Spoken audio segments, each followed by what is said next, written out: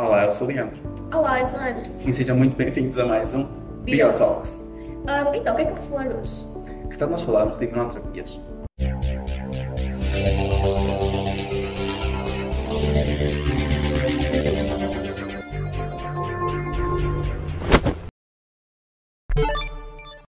Uma área que tem muito potencial para ser desenvolvida é o estudo de imunoterapias tumorais personalizadas. Sim, tens razão, e sendo o modo de administração mais comum das injeções, surgem sempre problemas associados a esse método, tanto pelo facto de estas não atingirem locais ricos em leucócitos, que depois levariam a uma resposta insuficiente. Será que uma forma de combatermos esse problema poderia ser em pensar em tipos de administrações orais, por exemplo, no caso do intestino, que é uma zona rica em células imunitárias? Sim, isso vai ser uma opção, mas no entanto nós temos de ter em conta o ambiente intestinal adverso e a dificuldade de atravessar a parede do intestino até às mucosas. Exato, mas acho também que nos estamos a esquecer das bactérias, que são os organismos mais abundantes no intestino. Será que existe algum mecanismo de atuação que até nos poderia ser interessante? É sim, um dos mecanismos de atuação das bactérias é a produção de OMVs, que são partículas capazes de atravessar o epitélio intestinal até às células imunes, mais particularmente as células dendríticas, ativando-as. Agora, pensando nesse mecanismo, acho que já me falaram sobre um artigo onde os investigadores, através da Escherichia coli geneticamente modificada, produziam as OMVs carregadas com antigénios tumorais. É sim, usar antigénios como método de imunização não é algo incomum, certo? Nós temos, por exemplo, as vacinas que utilizam vírus atenuados. No entanto, tal como qualquer coisa, também tem problemas associados, que seria a sobrecarga do sistema imunitário, que depois levaria ao desenvolvimento de mecanismos de tolerância. Sim, tens toda a razão. No entanto, neste tal estudo que estava a falar, foi possível ultrapassar este obstáculo e, basicamente, na modificação genética, além de adicionarmos aquele tal antigénio tumoral que estava a falar, também se adicionou um promotor que depois permitiu a produção dessas tais OMVs só em situações controladas. Sim, mas para além disso também é preciso garantir que a vesícula formada vá de encontro até às células dendríticas, certo? Como é que isso se resolveria? Foi basicamente estimulada a produção de outro componente membranar nas OMVs, de forma a que elas sejam depois reconhecidas pelos leucócitos. De facto, esta é uma metodologia de elevado interesse e potencial, já que combina a microbiologia com a imunologia, sendo então possível desenvolver uma nova técnica de vacinação antitumoral. Claro, e depois, esta descoberta também foi bastante importante, mas ainda são previsíveis obstáculos em ensaios futuros. E depois, para além disso, neste estudo, as modificações foram feitas em Escherichia coli de linhagens modificadas, para depois termos maior taxa de clonagem e também de propagação plasmídica. Será que isso pode significar que nós teríamos uma resposta adversa? Boa questão, realmente isso é algo que temos falado cada vez mais, não só para o caso que estamos a falar agora, mas também, por exemplo, para dispositivos médicos. Será que então o coração artificial biodegradável seria um bom exemplo disso? Nos últimos tempos foi criado um pacemaker inteligente que, a partir do momento em que deixa de ser útil, dissolve-se sem precisar de ser removido. De facto, esta descoberta parece ser bastante importante, na medida em que não só permite ultrapassar um dos grandes problemas na área da medicina, mas também proporciona mais conforto e segurança aos pacientes. Mas então, como é que isso começou?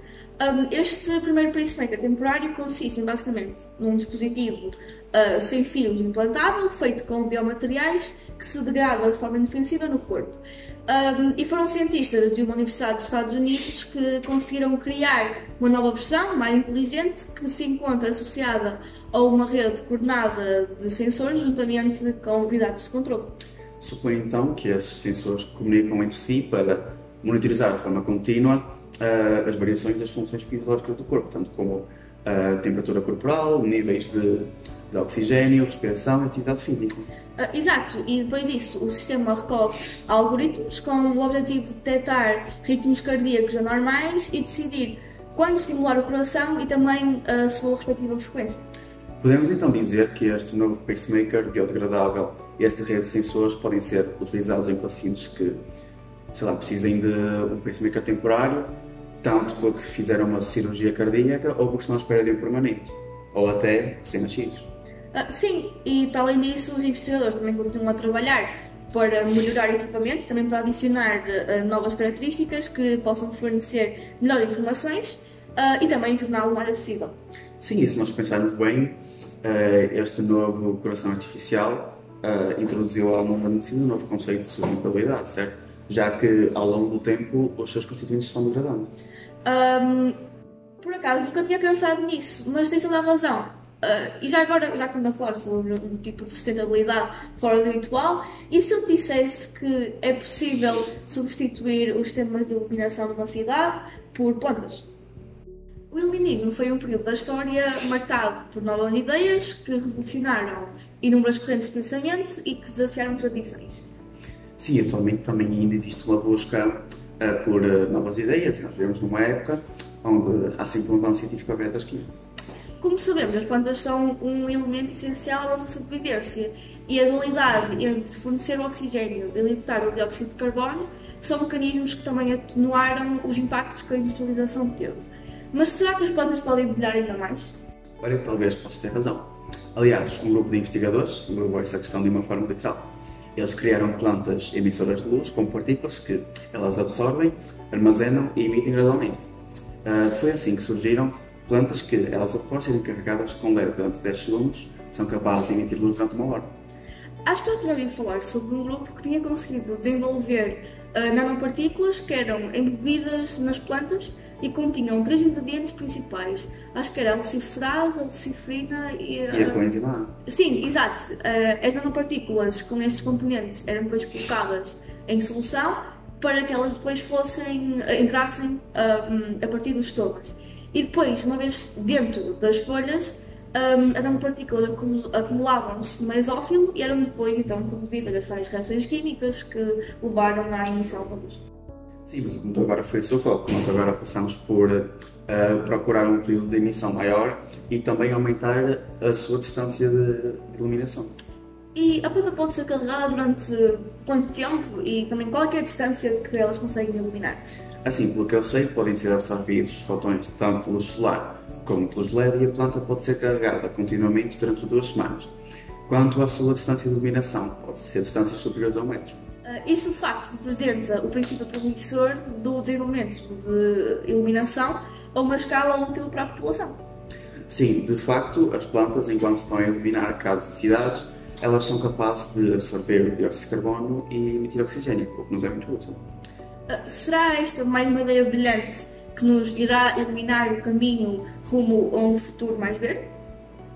Quando se implanta um biomaterial, há sempre, em circunstância, uma resposta imunitária por parte do organismo, e sendo os macrófagos os principais responsáveis por esta resposta. Ao contrário do que se acreditava inicialmente, nem todos os biomateriais precisam de ser inertes para que a implantação seja bem sucedida. Aliás, a exploração dos biomateriais bioativos é de elevado interesse e pode ser utilizado na engenharia regenerativa, por exemplo. Sim, mas antes de nós pensarmos na regeneração de um tecido, nós temos que pensar no nível inferior, certo? Temos que pensar nas células, já que sem estas não se pode reparar ou substituir o tecido. Certo. Aliás, inicialmente também houve maior investimento no estudo da implantação de matrizes com precursores, mas também trouxe dificuldades na medida em que, para diferenciarmos uma célula indiferenciada à célula diferenciada do tecido que nós queremos, é necessário um padrão molecular específico. Ele muitas vezes não consegue ser introduzido só pela simples implantação de um biomaterial. Sim, de facto, eu já li um artigo onde foi feito um tipo de abordagem diferente, certo? O objetivo era a implantação de biomateriais que pudessem estimular a regeneração de tecidos periodônticos. E qual é que era a relação entre o processo inflamatório e este processo de homing e a consequente regeneração tecidual? Então, quando o nosso corpo é submetido a agressões externas, como o implante de um biomaterial, o sistema imunitário é desencadeado e isto pode provocar diversas reações inflamatórias. Contudo, também as diferentes reações são mediadas por diversos tipos de padrões moleculares, que também acabam por depender da própria natureza do agente, tornando também possível regular este processo através do controle das moléculas que estão envolvidas no mesmo. Exato, foi essa particularidade que os autores do artigo aproveitaram para que, através do material implantado, pudessem regular o tipo de resposta. Desenvolveram-se então dois modelos de hidroxiapatite com padrões de citocinas diferentes para resultar em quê? Em reações simples. Mas então, quais é que foram esses modelos? Então, no primeiro modelo, utilizou-se o acoplamento de LPS associado a um processo pró-inflamatório. Por oposição, no segundo modelo, recorreu-se a IL-4, uma citocina por si só anti-inflamatória. Sendo assim, foi desencadeada uma resposta muito diferente da anterior. Com isto foi então desenvolvido um biomaterial à base de hidroxiapatite, mas com partículas pequenas o suficiente para não causarem uma reação adversa. Suponho então que, em ambos os casos, tenha identificado uma tentativa do organismo em regenerar o tecido lesado. Exato, foi verificado que o segundo processo foi mais eficaz, ou seja, o processo anti-inflamatório associado à IL-4. Isto porque no processo pró-inflamatório são desencadeadas diversas reações que atrasam e dificultam o processo. De facto, a utilização de materiais imobilizados com IL-4 pode ser interessante para aplicações na engenharia regenerativa. Esperamos que tenham gostado desta segunda edição. Não se esqueçam de dar like no post do Insta e no YouTube. E se quiserem deixar nos comentários qualquer dúvida que nós possamos esclarecer. E depois, para além disso, se quiserem aprender um bocadinho mais sobre o que nós falamos hoje, podem consultar os bionaus que estão no link do Insta do NEP. Tchau! Até a próxima edição!